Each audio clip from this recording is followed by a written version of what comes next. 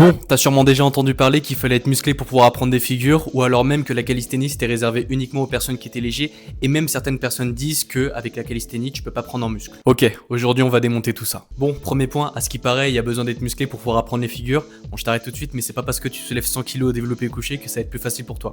T'inquiète pas, je vais m'expliquer. Bon, je te prends mon exemple, quand j'ai voulu apprendre le handstand, mes muscles ils servaient à rien, parce qu'en fait les figures elles s'apprennent en les pratiquant, et les terminaisons nerveuses elles se font entre les muscles avec l'habitude. C'est donc une question de pratique, pas de muscles, c'est pour ça qu'il y a également des paliers de progression en calisthénie. Donc par exemple, si tu veux apprendre les handstand push-up, tu commences d'abord par des pompes classiques, puis après des pike push-up. De cette façon, tu vas pouvoir apprendre les figures et ne t'en fais pas, les muscles viendront avec le temps. Deuxième point, ce sport est pas fait pour les gens qui sont lourds. Alors je suis littéralement la preuve vivante que c'est pas le cas. Je suis 1m80 pour 83 kg, donc selon mon IMC, je suis en surpoids. Bref, ton poids c'est pas un handicap, c'est juste ta résistance naturelle et les gars les plus lourds développent souvent beaucoup plus de force. C'est logique. Donc avec la bonne technique et avec une progression adaptée, tout le monde peut y arriver, je te rassure, t'es pas l'exception qui confirme la règle. Regarde, à titre personnel, ça m'a pas empêché d'apprendre le muscle up, le back lever et même le handstand en force, donc franchement pas d'excuses. Et enfin, troisième et dernier point, la calisthénie ne fait pas forcément prendre de muscles. Ça rejoint plus ou moins ce que j'ai déjà dit au début, mais ceux qui pensent qu'il faut passer par la case muscu pour développer une masse musculaire intéressante, c'est complètement faux.